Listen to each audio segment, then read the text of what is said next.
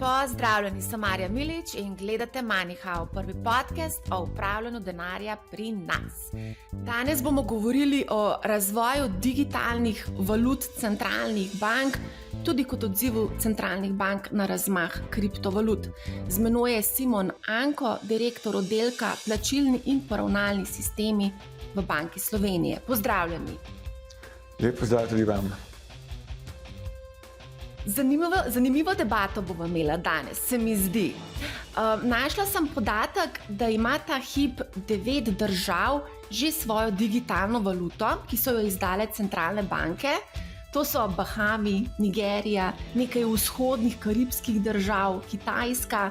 Testiranja pa so zaključile tudi Estonija, Švica. Nekako se mi zdi, da lahko rečeva zaenkrat, da imajo centralne banke oziroma digitalne valute, ki so jih izdale centralne banke, bolj eksotične države. Jaz ne bi tega povsem tako imenoval. Po mojih podatkih jih je 8, verjetno ste Kitajsko šteli med njih, ampak Kitajska se kljub velikemu obsegu že digitalnega juana še vedno izkazuje kot pilotska faza. Za Kitajsko lahko povem, da samo v tem mesecu je 260 milijonov Kitajcev že namestilo aplikacijo za e-yuan. Tudi je e-yuan na voljo že v aplikaciji WeChat, ampak še vedno je to za njih pilot. Tako da lahko govorimo o 8 ali pa 9. In kot ste sami izpostavili, zagotovo tukaj govorimo o nekih specifičnih ekonomijah. Tukaj ne govorimo o ZDA, Evropski uniji kot celoti območju evra, ampak mogoče v nekih specifičnih okoljih. Če pogledamo Bahame, Bahami so prvi izdali ta svoj cent dolar in seveda tam so specifike. Tam je specifika finančne vključenosti, težke dosegljivosti z vidika pokritosti signalom, da bi imeli digitalna plačila in podobno.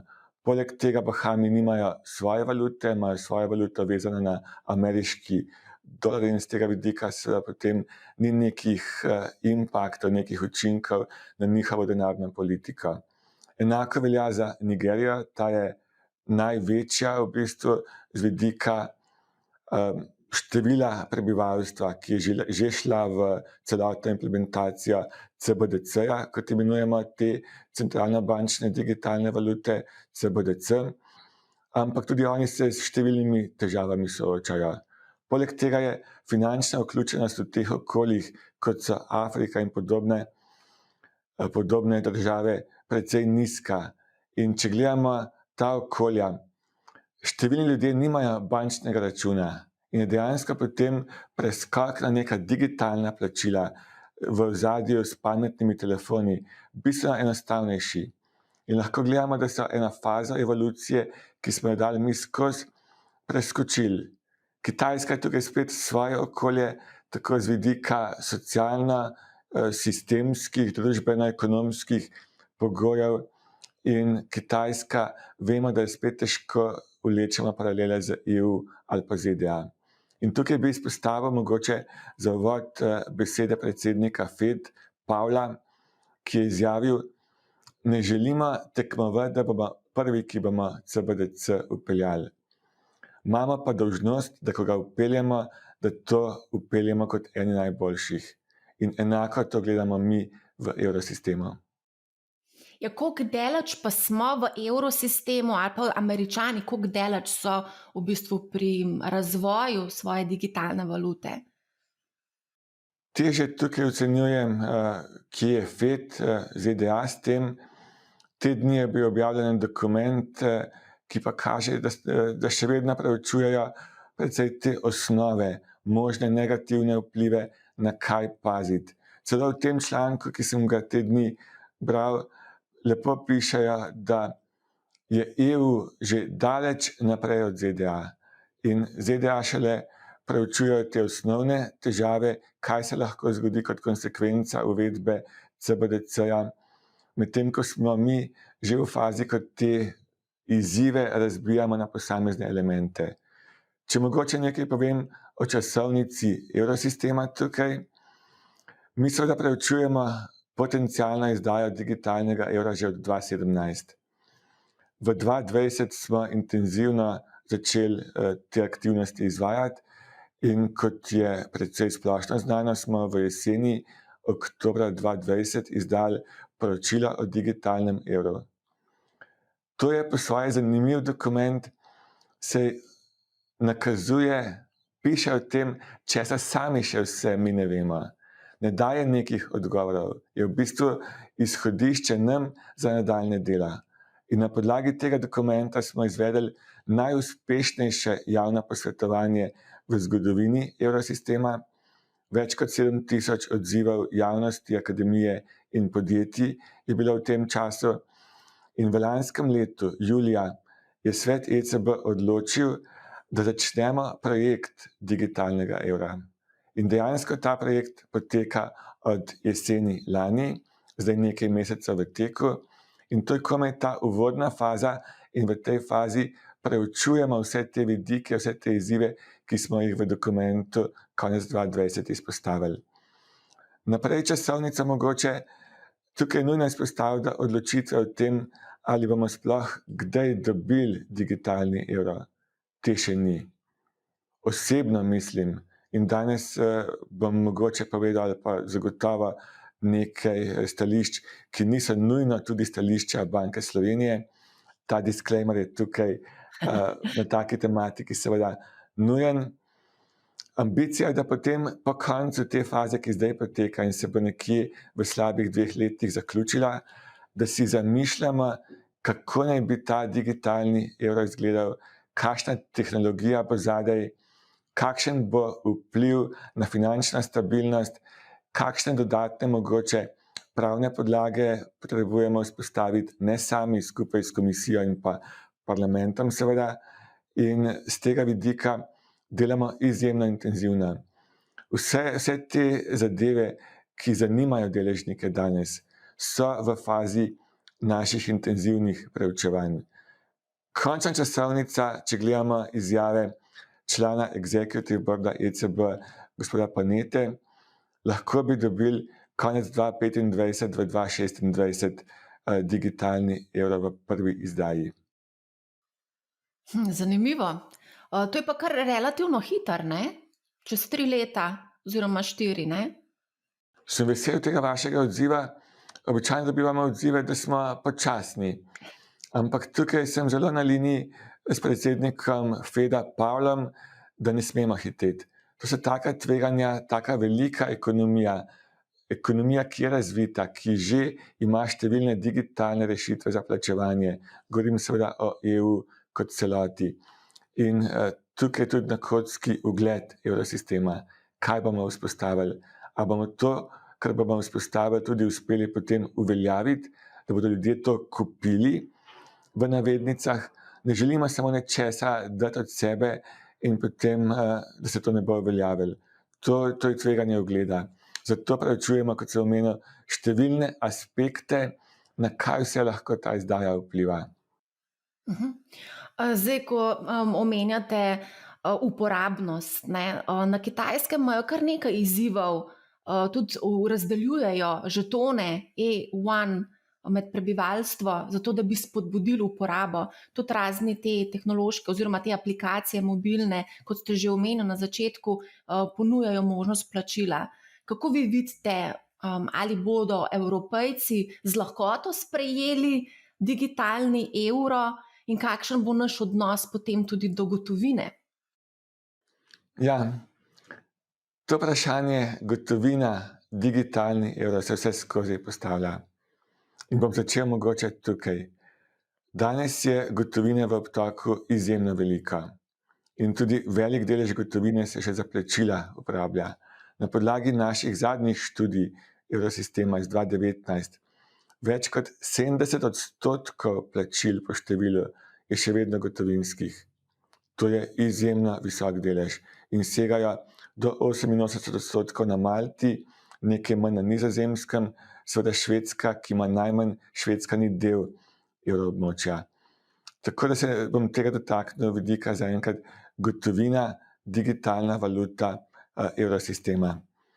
Gotovina zagotovo bo obstala. Tukaj sem jaz v to prepričan, tudi so to vse izjave vodstva ECB, da ne želimo gotovine ukiniti. Ne smemo pozabiti, gotovina je zakonito plačilno sredstvo.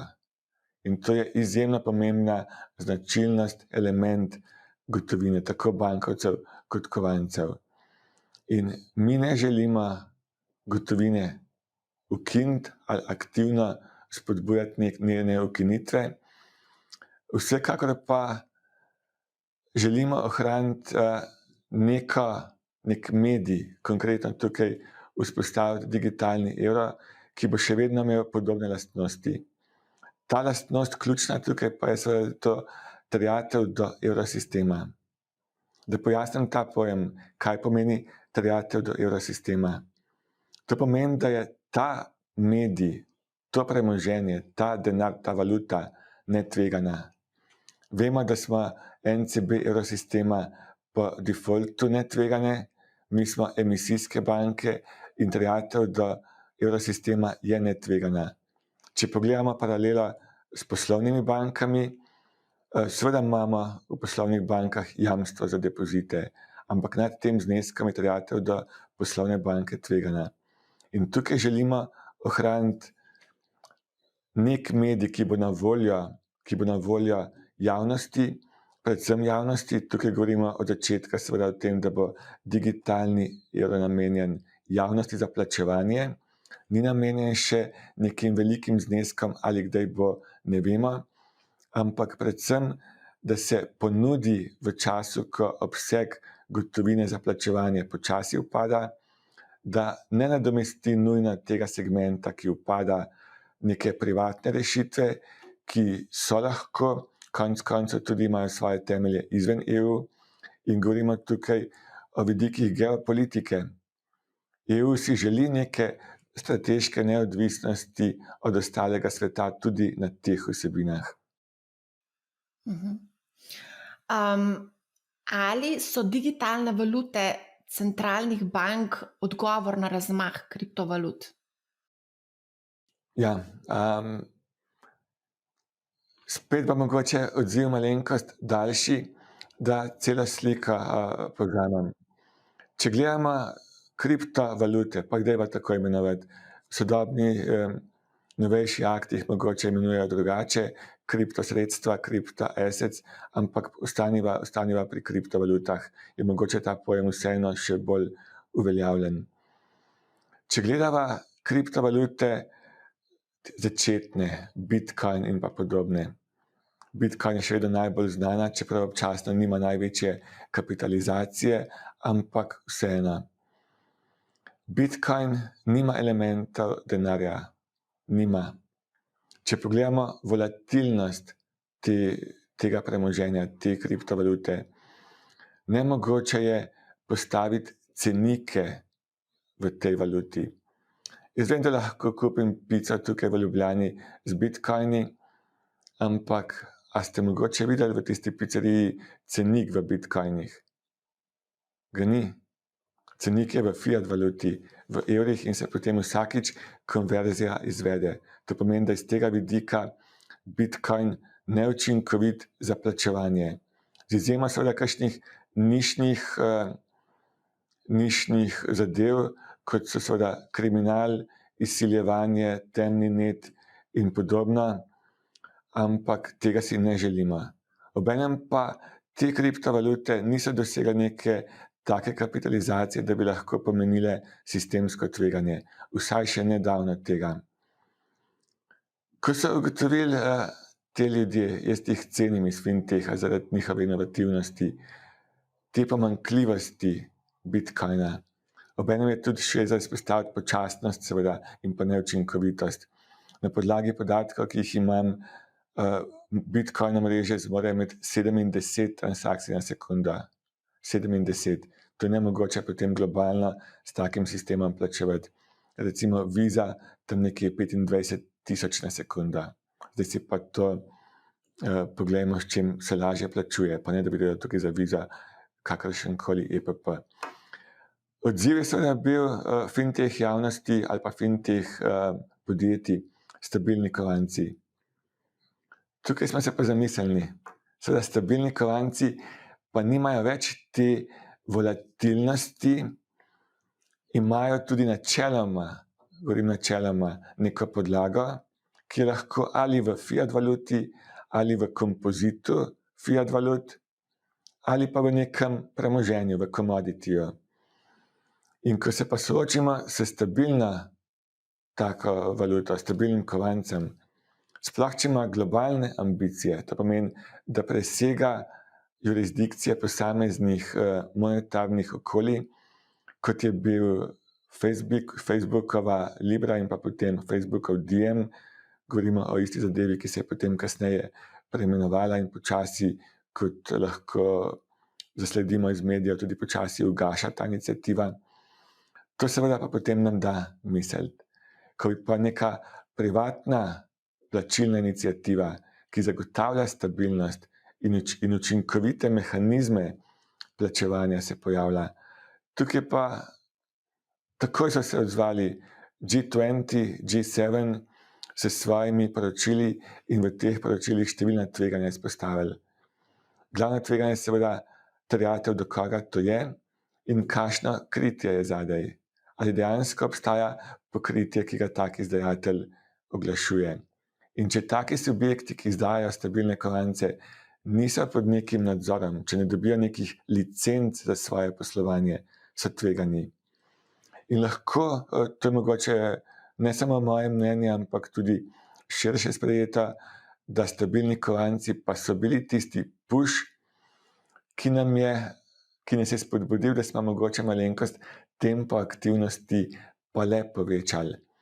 In če gledamo, kako smo se lotili stabilnih kovancev, deloma z naklonjenostjo, z omejitvami, se bom mogoče kasneje dotaknil še akta, ki nastaja v EU, to je akt, ki se imenuje MiCA, po domače, Marketing Crypto Assets. To pomeni, želimo zadeve zakonsko uokviriti, da predvsem potrošnike zaščitimo. To je tukaj ključno. Obenem smo pa pohiteli, danes 100 centralnih bank po svetu že dela na projektih CBDC-ja, če upoštevamo, da je držav nekje 200 plus, na svetu je to že polovica, pa če upoštevamo še valutna območja, ki več geografskih okolij vključujejo, lahko potrdim vaše vprašanje, da zagotovo stabilni kovanci so bili nekaj, kar je pospešilo naše aktivnosti.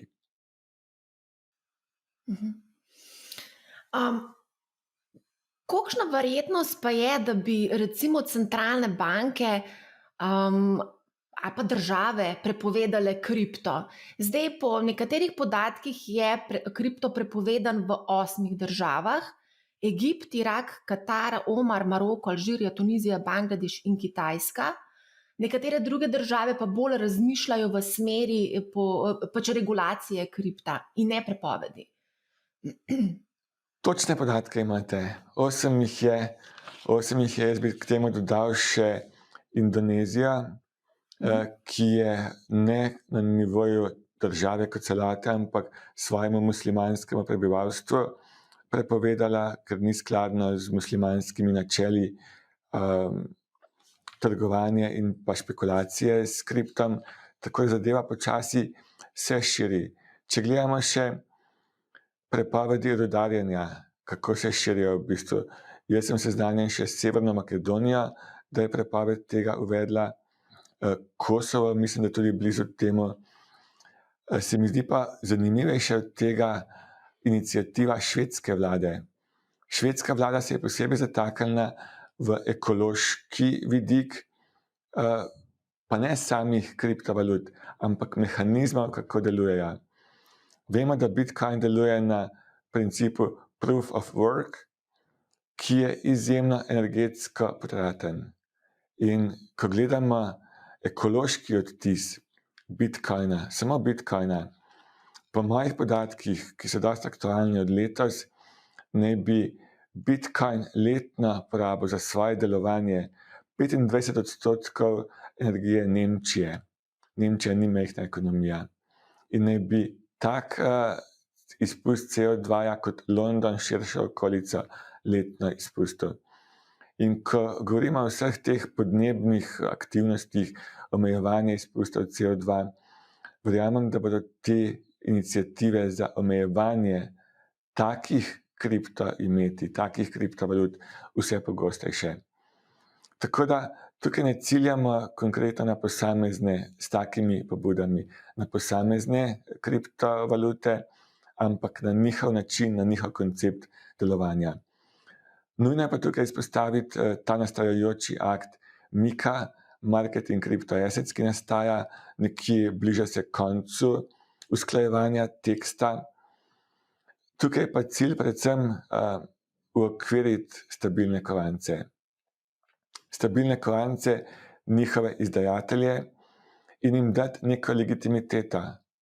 Vedno imamo možnost, ali nekaj prepovemo, ali pa nekaj v zakonske okvire spravimo. In se potem te subjekti seveda z našimi zahtevami, ki so povezane z zagotavljanjem finančne stabilnosti, uskladijo. In vam povem iz svojih izkušenj, da številni te subjekti želijo biti skladni. Hodijo do nas, kaj vse smo dolžni izpolniti, da bomo lahko legitimno, legalno poslovali. Da zaključim to misel, bi samo še izpostavil en princip oblikovanja zakonodaje in pa teh prepovedi. Najlažje je nekaj na pamet prepovedati, ko ne veš, kaj to je, česa se bojiš. Ampak EU vse skozi pazi, da ne ubija novih tehnologij, inovacij v njihovi fazi nastajanja.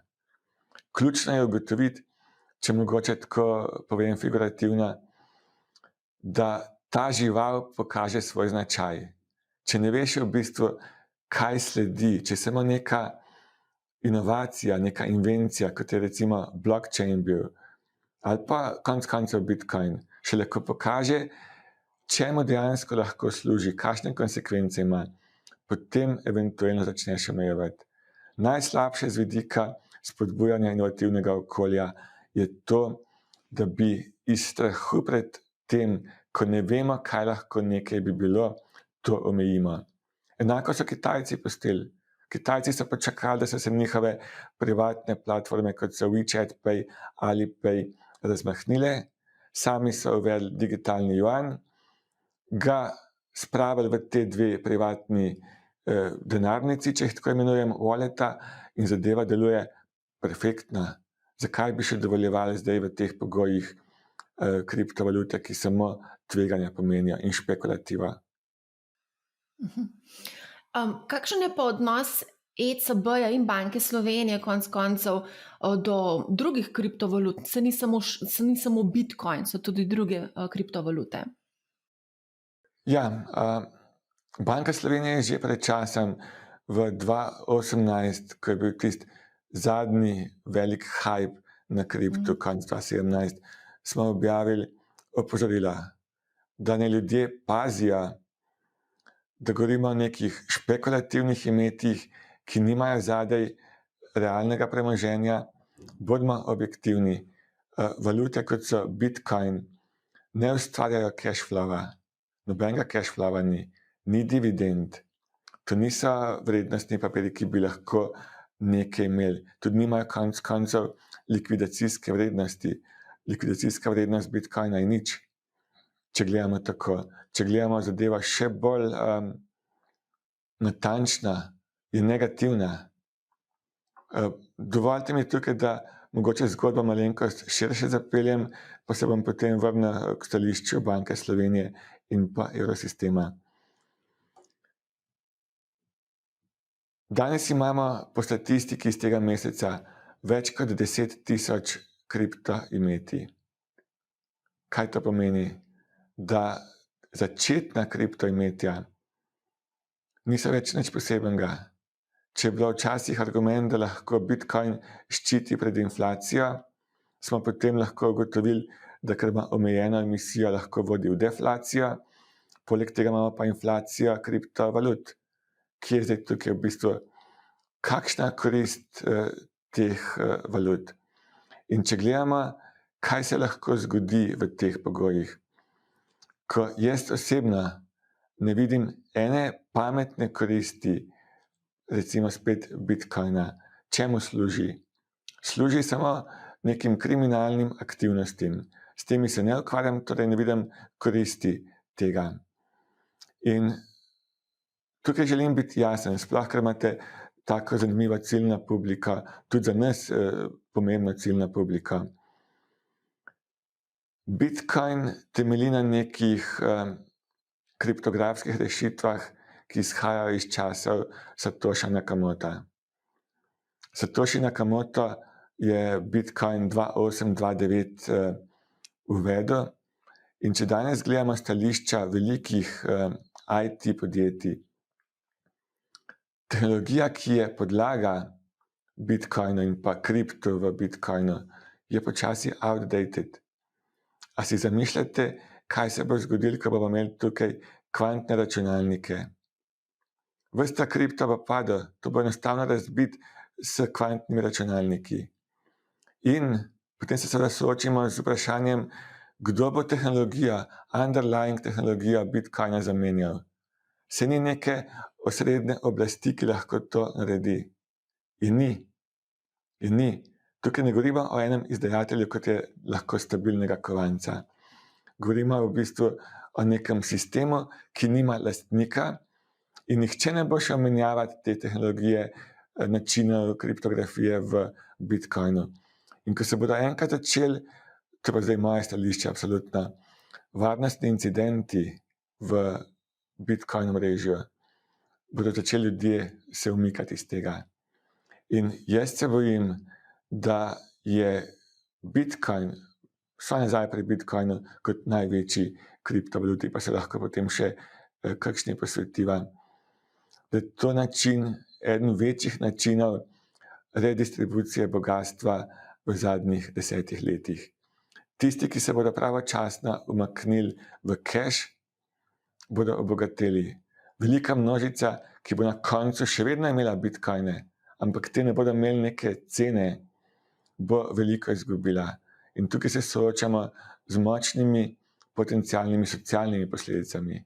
In tega se bojimo, na to vse skozi tudi opozarjamo, tako da z izjemo špekulacije, da bo nekdo nekoč od mene kupil bitcoin po višji ceni, kot sem jaz za njega odštel, ne vidim neke koristi.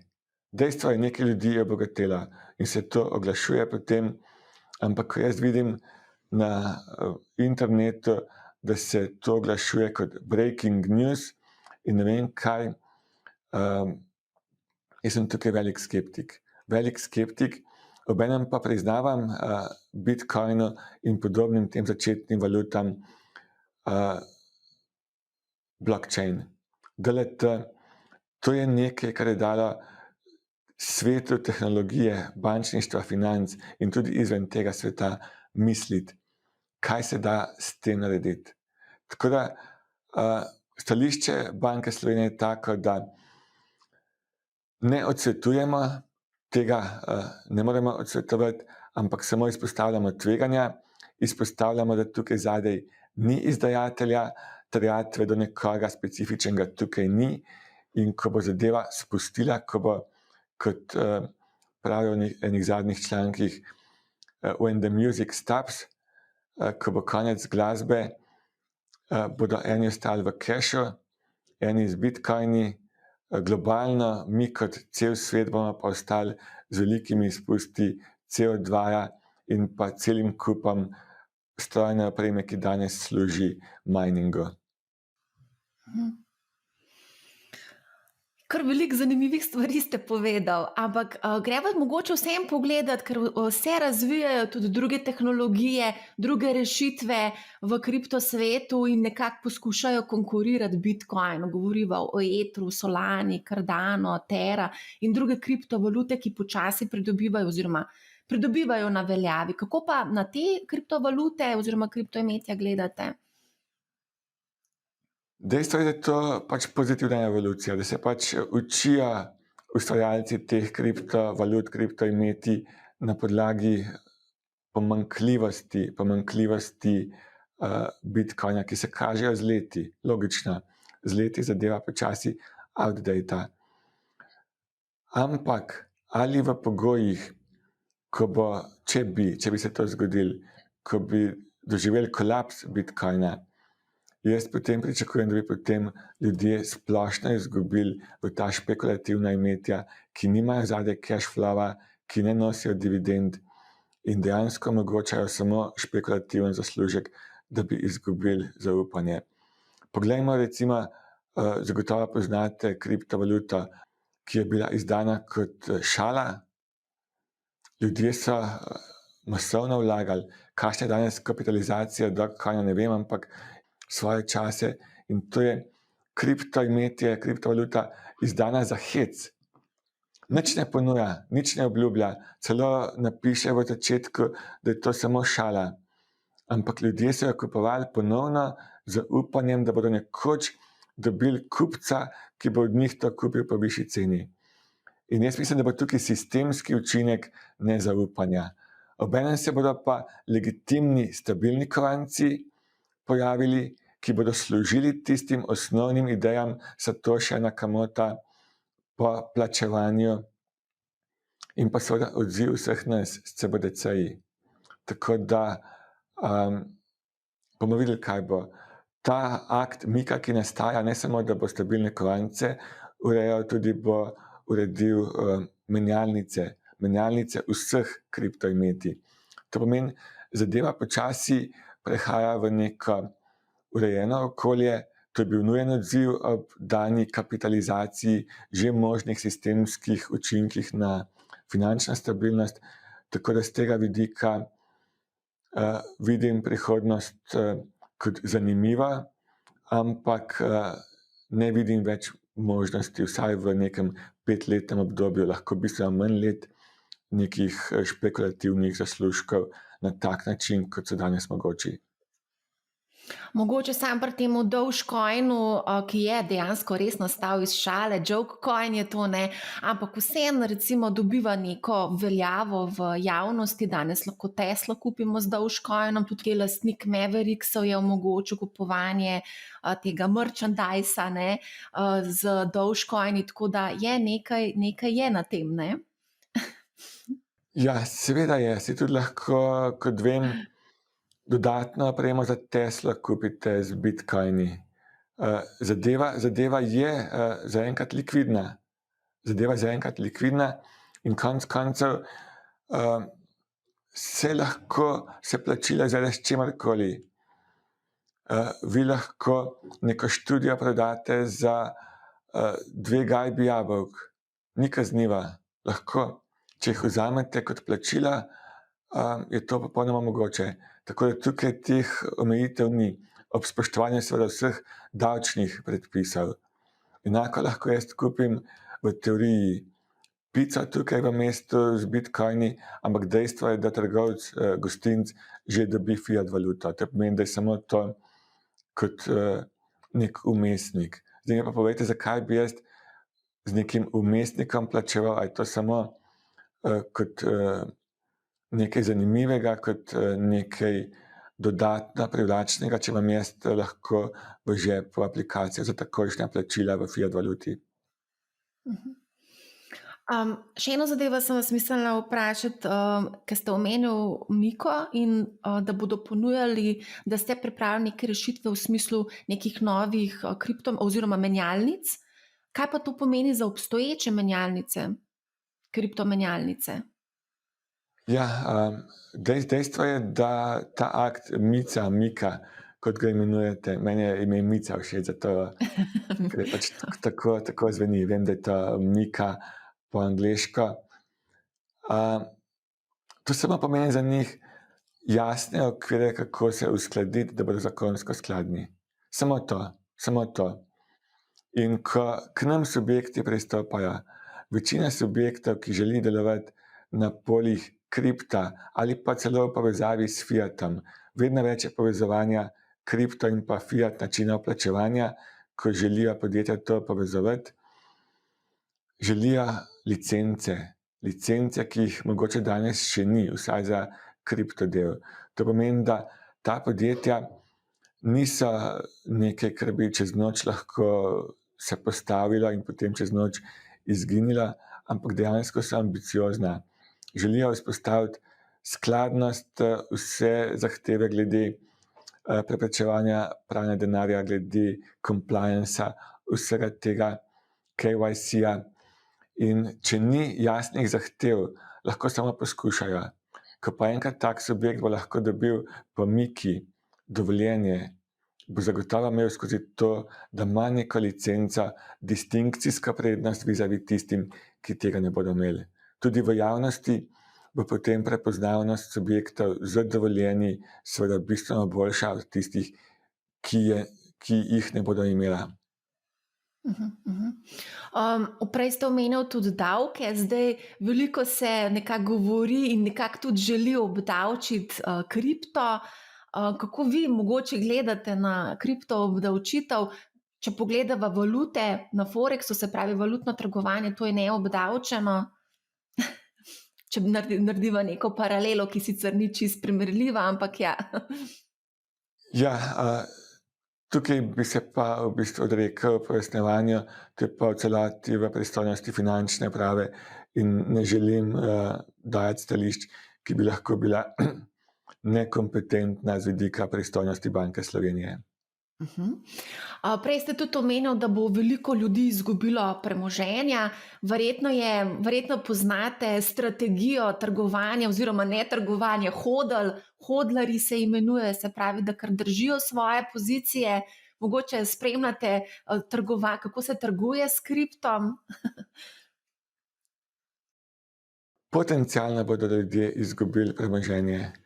Jaz tukaj vseeno nimam kristalne krogle, jaz samo iz dejstev, ki sem jih izpostavil, in tveganj, ki so inherentna, sploh pri Bitcoinu, ki ima tehnologijo, ki počasi bo za časom in jo bo lahko kvantni računalniki zaobšli. Kaj se bo zgodilo? Nobenemu ne privoščim seveda izgub, ampak v takem sistemu, ki niti ni Poncijeva shema. Poncijeva shema je zero sum game. Tam nekdo dobi, nekdo izgubi. Tukaj bo nekdo dobil, nekdo bo na koncu, če bo do tega spusta balona prišlo, bo izgubil. Obenem imamo pa še onesnaženje, imamo ekološki odtis, imamo cel kup strojne opreme, ki ne bo več v funkciji. Zato številni avtorji imenujejo Bitcoin tudi negative sum game. Tako da tukaj, kaj se bo zgodilo, je težko napovedovati. Jaz osebno nisem optimist, ne vidim vzdržnosti modela valut, kot so Bitcoin. Kaj se bo zgodilo? To ne pomeni, da tega ne počnemo v Banki Slovenije na svet za prodajo ali pa za umik. Sploh ne. Lahko še nekaj toboganov sledi, kakšen bo konec, bomo videli. Lahko se pojavi Satoshi Nakamoto 2, ki bo tehnologijo zamenjal in bo zadeva spet z tega vidika kibernetsko odporna. To so špekulacije. Tako da ne vzeti teh mojih izvajanj kot nasvet. A mogoče tudi vi ste odprl račun na kriptomenjalnici, mogoče kupil kakšno kriptovaluto, tako da vidite, kako zadeve v ozadju delujejo? Ja, zanimivo vprašanje. Jaz sem vsebinsko tak skeptik, da se v to nisem spuščal. Jaz zadeva poznam iz teorije, kako se to izpelje, nisem pa nikoli do konca šel. Tako da ne, jaz sem ekonomist po izobrazbi, poznam logiko teh modelov in lahko samo tako odgovorim, da mi ob vseh dobičkih in pa ljudeh, ki so dosegali dobičke, do danes ni žal, da nisem šel v to. Mogoče bi samo še tole, kar ste že večkrat omenil, ta ekološki odtis. Ravno danes zjutraj sem brala en članek o Švedski in e-kroni in so ugotovili, da v bistvu je manjši ekološki odtis e-krone kot pa recimo kartičnega poslovanja. Tako da tudi Absolutno. razmišljajo v smeri te zelene tranzicije, bom tako rekla. Absolutno. Če govorimo o tem, da bo CBDC komplement gotovini, pa zagotovo vsaj deloma bo posegel v ostale načine digitalnega plačevanja. Ali so to plačilne kartice ali običajna plačila bančna.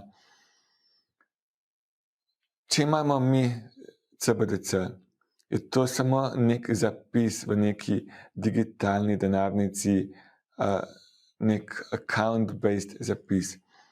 Če imamo plačilno kartico kot plastiko, že sama proizvodnja in pa transport teh plastik je seveda povezan z nekim ekološkim odtisom. Poleg tega, bodimo pošteni, trgovci, ki sprejemajo plačila, njim ni vseeno, s čim plačate, njim vseeno. Čeprav po zakonu je cena za vse načine plačevanja ista, ko vi nekaj kupujete, ampak trgovcu ni vseeno. Predvsem se ne zavedajo tega, da tudi gotovina kot taka ni zastonj. Ko vi dobite gotovinski popust, trgovec običajno ne ve, kaj to pomeni za njega, da konec dneva pologi gotovine, odvodi gotovine, poleg tega se lahko zgodijo vmes ponaredki, pa z tega vidika nekaj izgubi. Z vidika družbe kot celote, gotovina se obrabi, sploh bankovci, na nekaj let in zahtevajo zamenjavo. Poleg tega gotovina zahteva fizično distribucijo. Vemo, kako poteka s kamioni po Sloveniji ali iz Slovenije do trgovcev in nazaj. Vse to z digitalno valuto odpade.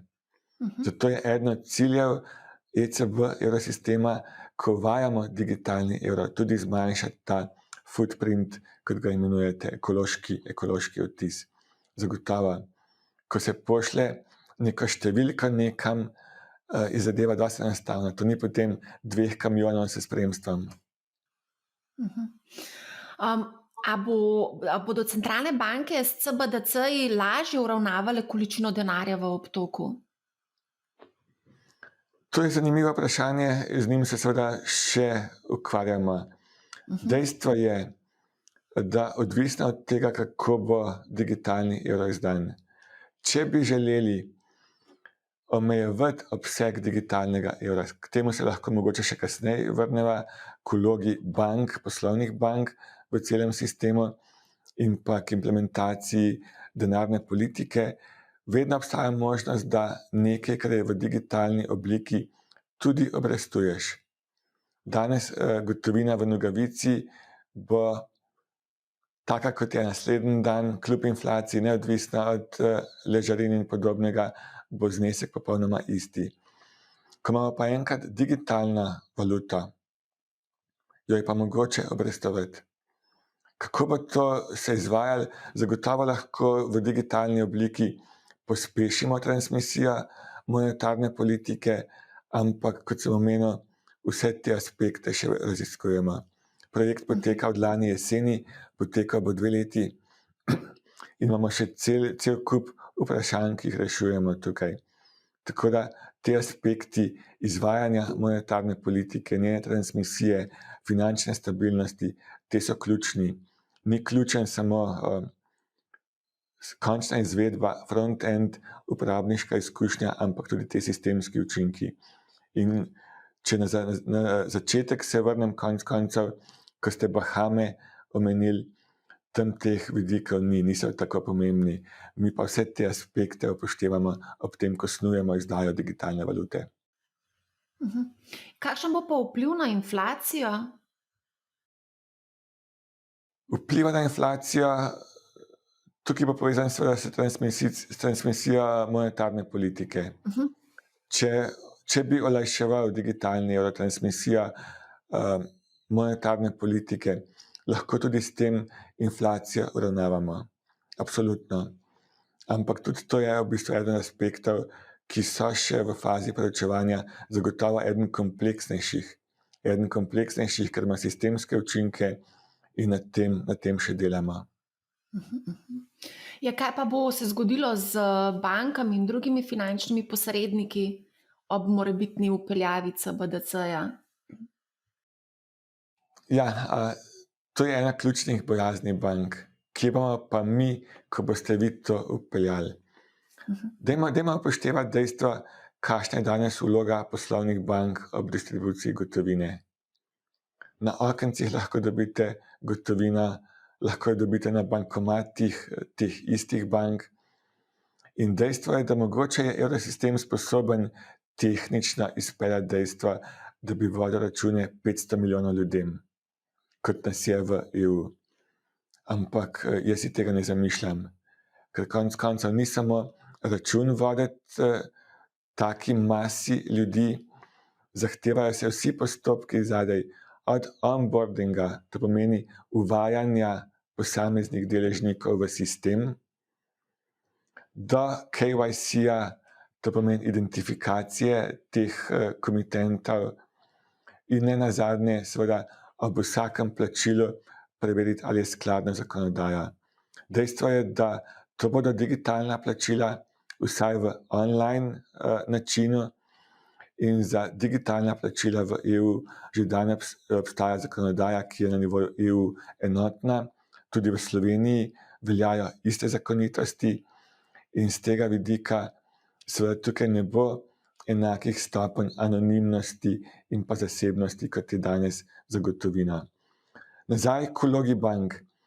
Sam si zamišljam, da bodo banke tiste, ki bodo zagotovile distribucijo digitalnega evra. Ne nujno samo banke, ključno je, da bodo to neki subjekti, ki bodo imeli dovoljenja, ki bodo nadzorovani, finančne institucije, lahko tudi nebančne konec koncev, tudi ne nujno vse banke, to je še v bistvu za doreči do konca, kdo vse bo, ampak drugačnega sistema, kot je dvostopenjski, si ne zamišljam. Poleg teh elementov, ki sem jih izpostavil, onboarding, KYC, AML in te zadeve, je pa še nekaj pomembnega. Evrosistem nima izkušenj z uporabniško izkušnjo končnega komitenta. Mi še nismo nikoli pisali enih aplikacij za 500 milijonov Evropejcev in tukaj je to ključno. UX, kot se to imenuje, uporabniška izkušnja, user experience, front-end, in tukaj si želimo vlogo bank. Tako da jaz za banke vidim tukaj novo vlogo, dodatno priložnost, če jo bojo v tem videli. Tudi ne želimo, da je digitalni evro neka ločen wallet, ločena denarnica. A si zamišljate, da boste okoli hodili z Apple Payem, Flickom, pa še digitalnim evrom in potem iskali na telefonu, s čim bom pa zdaj plačala? Ne želimo si tega. Mi želimo, da bi banke v svoje wallete enostavno dodale možnost digitalnega evra. In tukaj vidimo komplementarne učinke med tem, kaj banke ponujajo danes, glede plačevanja s temi svojimi walleti, predvsem imam tukaj v mislih takojšnja plačila in pa za specifične use case, če jih tako imenujem, uporabniške primere, pa potem digitalni evro. In ta komplementarnost se mi zdi ključna. In to bankam vse skozi pojasnjujemo, ne samo, da bodo imele možnost, ampak tudi od njih pričakujemo, da sledijo temu, kaj mi delamo. Ko bo enkrat odločitev tukaj, ko bomo šli mi v implementacijo, bo mogoče že malenkost pozno. Banke bi morale imeti neko vizijo, kako to umestiti v svoje aplikacije. Ja, po moje bodo nekatere banke kar imele kar precej izzivov pri vpeljavi raznih teh tehničnih novosti v svoje, recimo temu, denarnice. Nekatere banke sploh teh oziroma denarnic sploh še nimajo, tako da bojo mogle kar malo pospešiti razvoj, ne. Prej ste omenjal obrestovanje. To obrestovanje, če lahko mogoče pojasnite, kako bo izgledalo. Mi seveda ne želimo, da bi se zgodil odliv depozitov iz poslovnih bank. če govorimo o tem, da bo digitalni evro netvegan, si ne želimo, da bi zdaj pa vsi ljudje pobegnili iz tvegane oblike, kot je mogoče denar poslovnih bank, vsaj nad tem zneskom jamstva za vloge, da bi pobegnili v digitalni evro. Ne želimo si ga kot investicijsko sredstvo, ampak samo kot nek plačilni medij. In kako to zagotoviti? Sploh ob kakšnih bančnih krizah bi to lahko samo še v digitalni obliki pospešili naval na banke. Tega si ne želimo, to lahko vodi v sistemsko tveganje, lahko pomeni prevelik efekt na bilance poslovnih bank in konec koncev na bilanco evrosistema. Tako da govori se, to je javno, da ne bi vzpostavili absolutni limit, koliko bi lahko posameznik imel v svojem walletu na nekem nosilcu digitalnega evra. Govorimo o znesku 3000 evrov, ta znesek naj bi služil tem običajnim navadam plačevanja. Za večino ljudi, vsaj v EU, bi bil celo precej visok. Kako pa potem ljudi od tega, da bi dejansko bežali v digitalni evro, je pa še alternativa temu limitu, da bi mogoče nad nekim zneskom, znesek digitalnega evra, ki bi ga posameznik imel, manj ugodno obrestovali. In skozi to v bistvu to desincentive, ali kako se to imenuje, odvračilne elemente vpeljevali. To bi lahko tudi potem bilo povezano seveda z implementacijo denarne politike, vplivom na inflacijo, ampak to je spet vse v fazi raziskovanja. Predvsem si ne želimo in ne bomo dopustili, da bi digitalni evro pomenil beg depozitov iz poslovnih bank. Verjetno pa to tudi pomeni, da verjetno se ne bi mogel zgoditi scenarij, v katerem zdaj že zadnje desetletje živimo, in sicer negativne obrestne mere in plačevanje, seveda potem tudi prenos tega na fizične osebe oziroma na pravne subjekte z plačevanjem ležarine. Zadeva je naslednja. Zagotovo do tega mejnega zneska ne. Če želimo imeti adekvat komplement gotovini, gotovino je nemogoče negativno obrestovati. Nad nekim zneskom bi pa lahko z vidika tega, da ne spodbujamo previsokih stanj, tudi to uvedli. Teh odločitev še ni, ampak se pa kot opcije omenjajo, tako da tega nad nekim mejnim zneskom ne izključujemo. Bi pa mogel na tej stopnji izpostaviti, da digitalni evro ne bo nova valuta. To ni nova valuta, to je samo nova oblika valute, ki jo že poznamo, ki jo imamo konec koncev te dni, je bilo 20 let, ko imamo bankovce v evrih. Tako da zdaj pa mislim, da v digitalni dobi je čas za naslednjo stopnjo evolucijska. Kako bo pa to vplivalo na posojanje denarja? Verjetno imate v mislih P2P, Ja, med peer-to-peer lending, ja. posamezniki. Ja. Če govorimo o teh P2P lending platformah, tukaj nekega učinka ne bo. Danes v dobi takojšnjih plačil, takojšnja plačila v EU postajajo standard.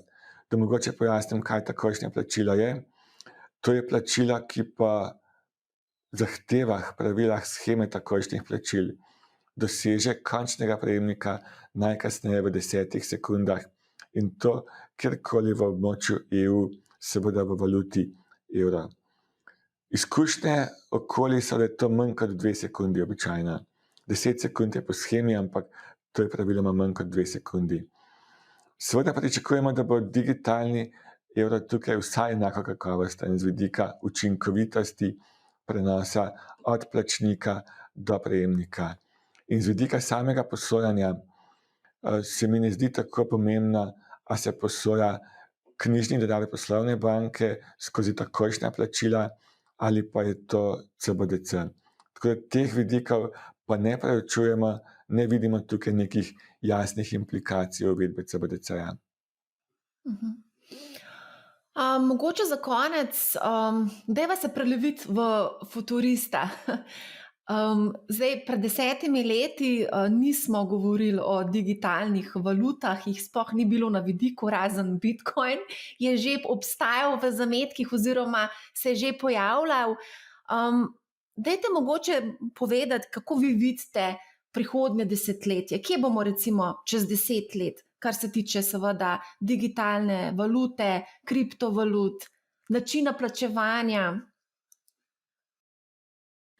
Ja, seveda to je moje stališče. Banka Slovenije do tega nima še stališča.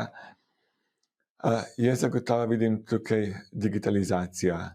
Digitalizacija, obseg gotovine za plačevanje, to ne pomeni obseg gotovine v obtoku, ampak za plačevanje bo močno upadel. Jaz vidim tudi, da se bodo nove naprave uvedle, prihodnost plačilnih kartic, kot jih danes poznamo, v pogojih takojšnjih plačil. Tukaj sem mogoče skeptik za prihodnjih 10 let. Ali se bo tukaj zgodila substitucija kartic s takojšnjimi plačili? Tukaj moram biti jasen, takojšnja plačila imajo vrsto prednosti. Prejemnik dobi takoj likvidnost. V pogojih, ko mogoče nekoč se ne bomo več v likvidnosti utapljali, bo to nek added value, bo to dodana vrednost, da bo prejemnik dobil takoj plačila.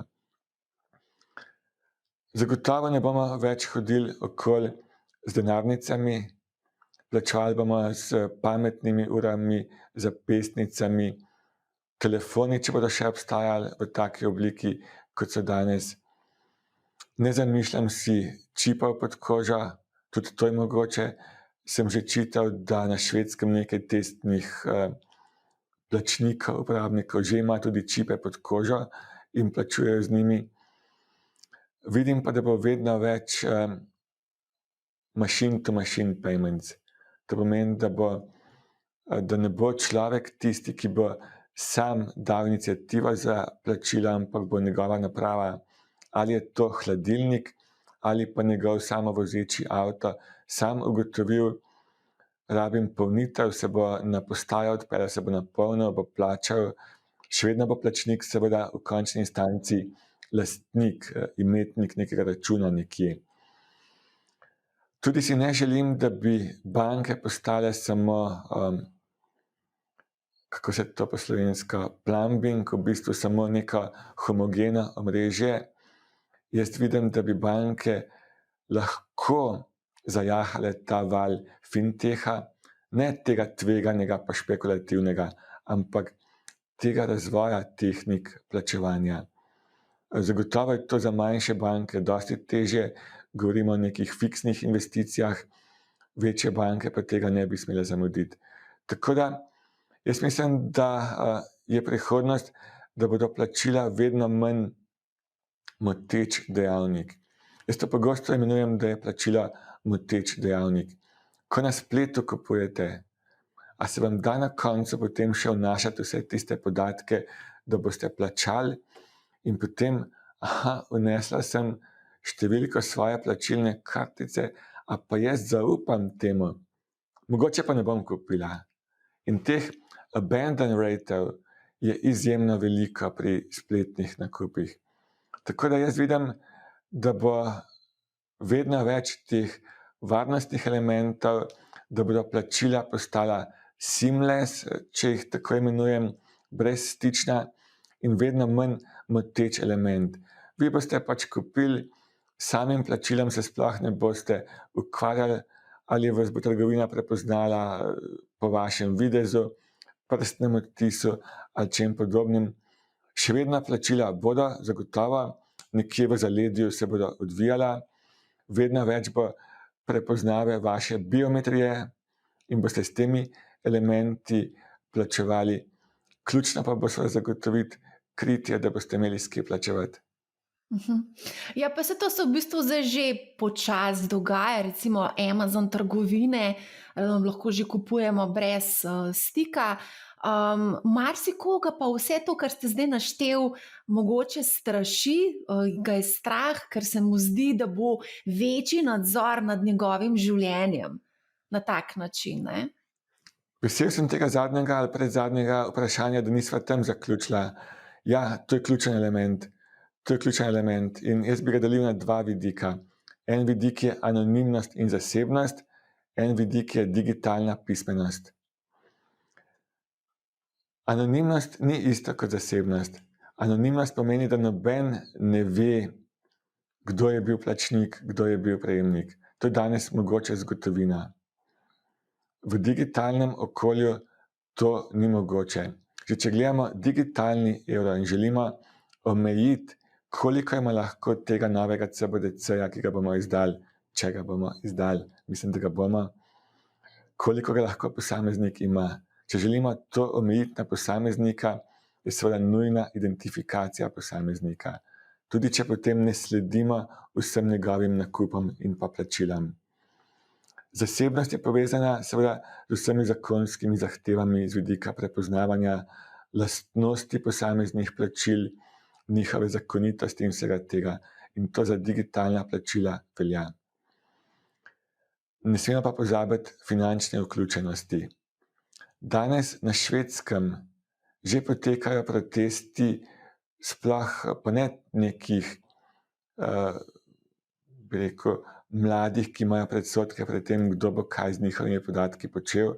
Tudi taki seveda so med nami, ampak ljudi, ki niso se sposobni usposobiti za digitalno poslovanje. Slovenske banke so leto, dve nazaj vpeljale močno autentikacijo za spletne nakupe, takoj težava pri komitentih, kako tak spletni nakup izvesti. In tukaj bo ključna dva elementa. Usposabljanje komitentov za nove načine plačevanja in pa seveda zagotoviti, da gotovina ostane dostopna. Da se zagotovi minimalen obseg mreže distribucije gotovine, bankomatov za tiste, ki ne bodo sposobni ali pa ne bodo želeli teh digitalnih načinov prevzeti. Tako da to je zelo pomembno. Hvala za to vprašanje. Se mi zdi izjemno pomembno to izpostaviti, da digitalizacija ne želi postati edini element plačevanja. Ja. Verjetno je temu treba dodati, da poleg digitalne pismenosti je ključna tudi finančna pismenost, ker se mi zdi, da z digitalizacijo postajajo stvari zelo enostavno dostopne in zelo hitro te lahko zapelje v razne skušnjave, bodisi hitri krediti, sposojanje denarja ali pa mogoče špekuliranje na raznih kripto ali pa borznih trgih, ne?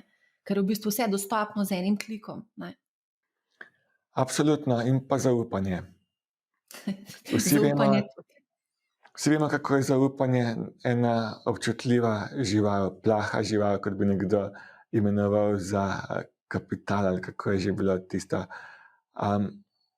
Tukaj bo en incident v tem novem ekosistemu odmeven in ljudje lahko takoj izgubijo zaupanje. Zato je pomembno, kako te nove rešitve zasnujemo, da ni nekih varnostnih tveganj, da podatki ne uhajajo. Mislim, želimo, da bi podatki o digitalnem evru, o plačilih z njim ušli. Že tako si jih ne želimo imeti. Evrosistem ni eden tistih, ki bi komercialno živel od teh podatkov ali pa imel v njih nek interes. In to je za zaupanje ključno. In ko se taki incidenti zgodijo, lahko jih je samo nekaj, pa so medijsko odmevni, smo veliko izgubili, je škoda zelo velika in že v snovanju vseh teh novih sistemov pazimo, da se kaj takega potem kasneje ne bi zgodilo. Ja, ravno prejšnji teden sem se pogovarjala o megatrendih in je bil tudi izpostavljen kot eden ključnih megatrendov za prihodnje desetletje zaupanje. Tako da ja, zaupanje je zelo pomemben. Najlepša hvala za super debato. Mi bomo seveda razvoj in vse skupaj vezano na digitalne valute budno spremljali. Najlepša hvala za zanimive informacije, za zanimiv pogled v vaše osebno stališče in stališče Banke Slovenije in seveda tudi ECB-ja, tako da iskrena hvala za zanimivo debato. Hvala lepa za povabilo, meni je bilo veselje.